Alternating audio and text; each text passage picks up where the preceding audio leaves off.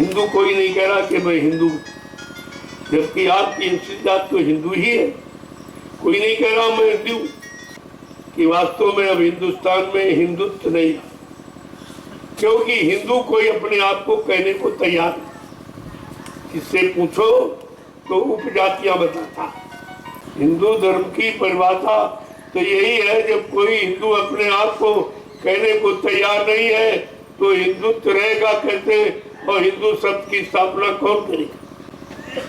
चोर डकैत कतरियों को गोली से मार दो, ये सुधार नहीं, उनको मोड़ के साधु बना, इसमें देर। कलयुग में परिवर्तन होगा, लेकिन सब वैचारिक क्रांति के द्वारा। कोई मारकाट, कोई हिंसा, कोई सताना, अपमानित करना, ये कुछ नहीं। जैसे कोई बहू बेटी पर गलत दृष्टि डालता तो उसकी आंख निकाली। 2 मिनट में ठीक।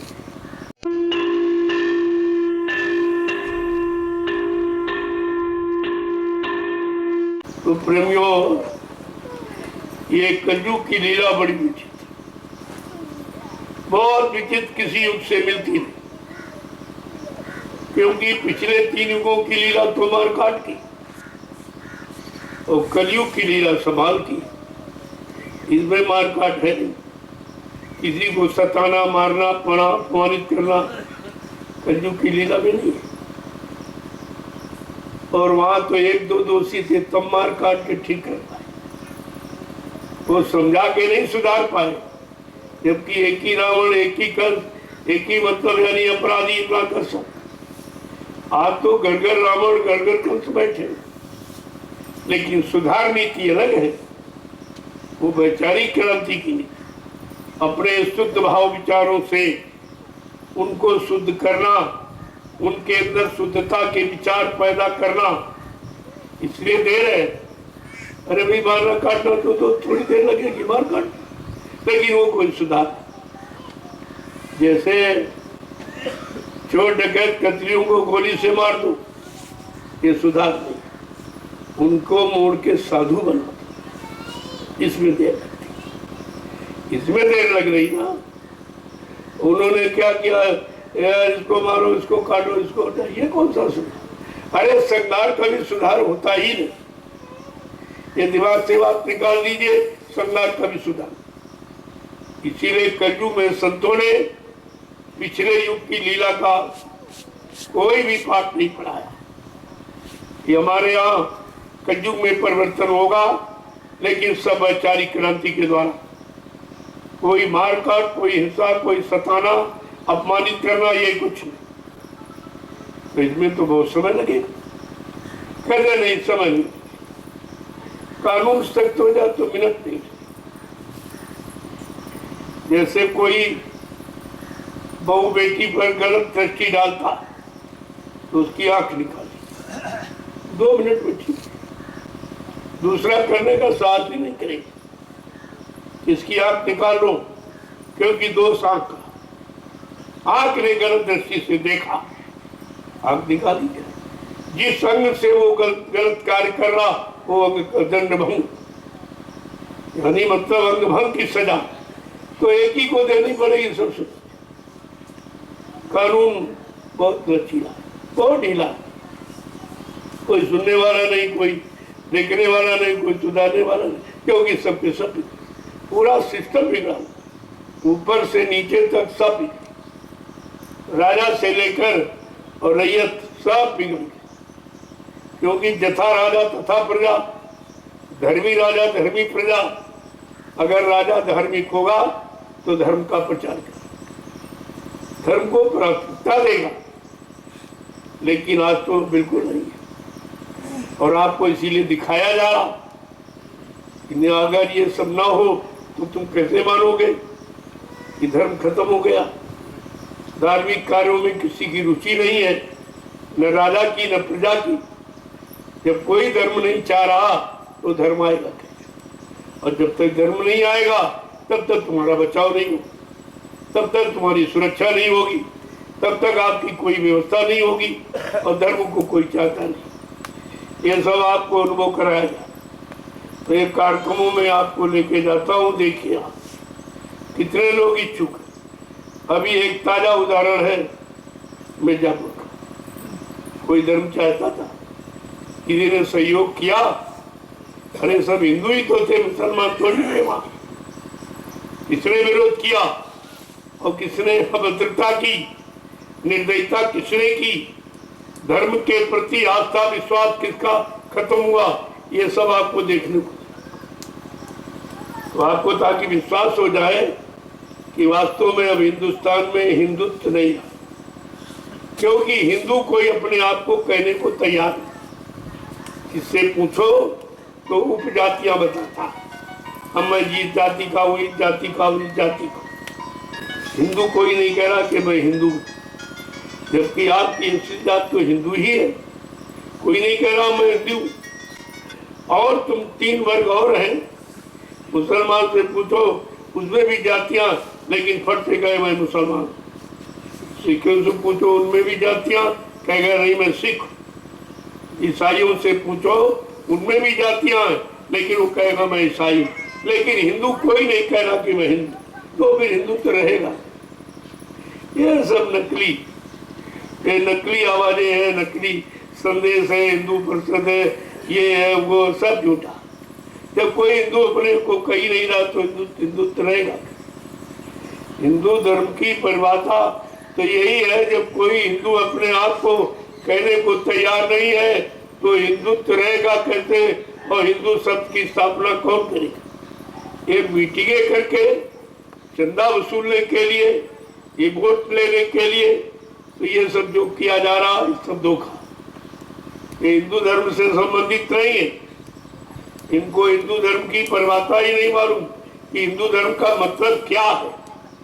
जब कोई हिंदू कहने को तैयार नहीं तो हिंदू धर्म को बचा कहाँ आपका, कोई नहीं कह रहा। सब उपजातियां अपनी बताती, हम ये हम ये हम ये। आपको तो सीधा समझ लेना चाहिए, जब कोई हिंदू को कहने को तैयार नहीं तो हिंदू धर्म समाप्त खत्म कर दिया लोग। तो बड़ा ये कलयुग का परिवर्तन बड़ा उथल पुथल, तरह तरह की विषमताओं का है ये। आप देखते जाइए, सब हम तुम्हारा सब दिग्दर्शन करा देंगे आपको। कार्यक्रमों चलोगे तो आपको पता चलेगा कि हिंदू जब हिंदुस्तान है, हिंदुओं का स्थान है, हिंदू धर्म है और हिंदू राष्ट्र इसको बनाने जा रहे हैं, ये संकल्प इनका है। और धार्मिक देश, धार्मिक सत्ता, लेकिन हमको धर्म कहने के लिए, धार्मिक बात बताने के लिए, अच्छे सच्चे कर्मों पर लोगों को लाने के लिए, अच्छा मानवीय खान पान सब में पैदा करने के लिए हमको परमिशन लेनी। अरे हिंदू देश में तो यानी मतलब धार्मिक देश में धार्मिक सत्ता के अंतर्गत धर्म की बात कहने के लिए परमिशन, बड़े अचंभे की बात है। और फिर भी कहीं कहीं मिलता नहीं, और देखे रद्द कर। ये भी आपको दिखाया कि दिया 1 महीने में दिया और 1 दिन में रद्द कर दिया। जरा इनकी बात की वैल्यू देखिए।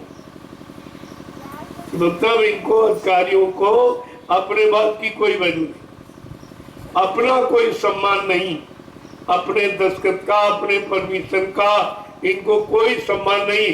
तो ये देश का और समाज का, समाज के लोगों का ये क्या सम्मान करेगी। ये तो मैंने आपको दिखाया इस कार्यक्रम में, और ये भी दिखाया कि धर्म अटल है, उसे कोई इधर उधर नहीं कर सकता।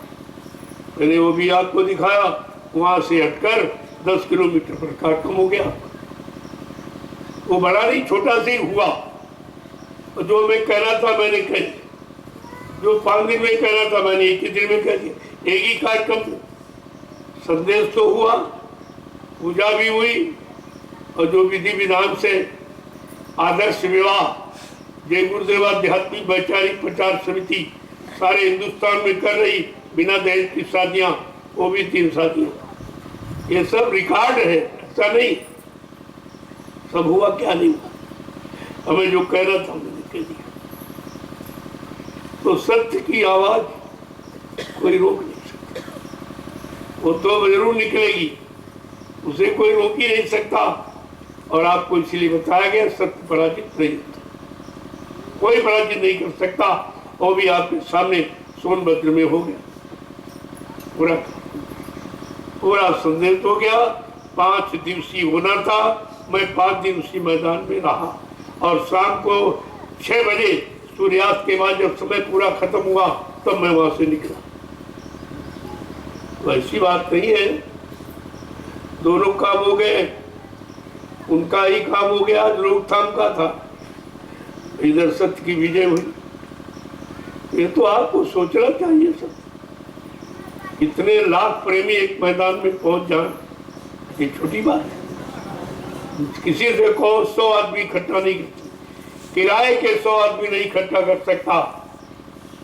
सोनभद्र के उस मैदान में जहां विवादित, जहां धर्म पर रोक, धर्म के संदेश देने पर रोक, धार्मिक कार्य गुरु पूजा जो राष्ट्रीय पर्व है उस पर अवरोध उत्पन्न किया गया और फिर भी वो हुआ।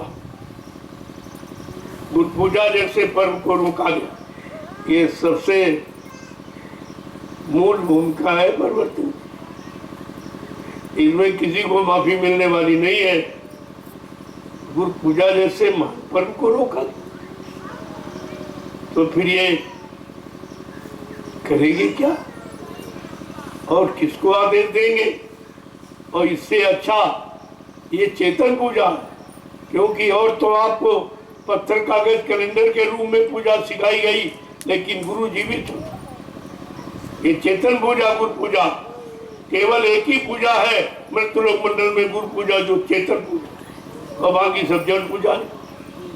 जल पूजा को महत्व और चेतन पूजा में रोकथाम, ये भी तो लोगों को पता चला। तो जो हो रहा है ये सब कलयुग के पक्ष में, कलयुग जाने वाला है।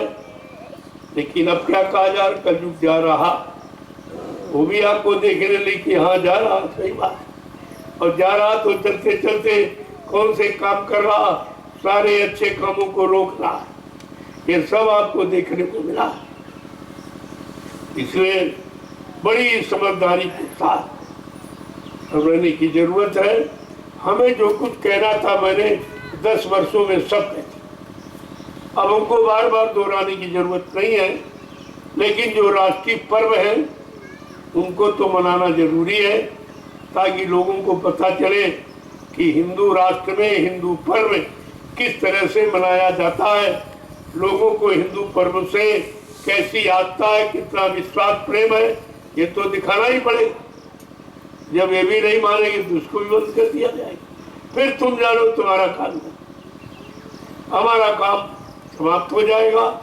जो बताने का चिताने का है वो खत्म हो जाएगा। फिर देखो कलयुग क्या करता है, जब सारे अंकुश समाप्त हो जाएंगे तो कलयुग मनमानी करेगी, ये कुदरत नंगा नाच करेगी और नंगे नाच में कुछ नहीं बचेगा, कुछ नहीं। तब इनकी समझ में आएगा कि बचाव किसके द्वारा हो रहा। जब तक संत महापुरुषों की वाणी का प्रचार प्रसार वायुमंडल में होता रहेगा तो कुदरत कोई भी नंगा नाच नहीं कर सकती। और जिस दिन उनकी वाणी को विराम दिला दिया जाएगा या वो मजबूर होकर दे देंगे तो कुदरत नंगा नाच करेगी, फिर बचना और बचाना बहुत मुश्किल हो जाएगा। जय गुरुदेव।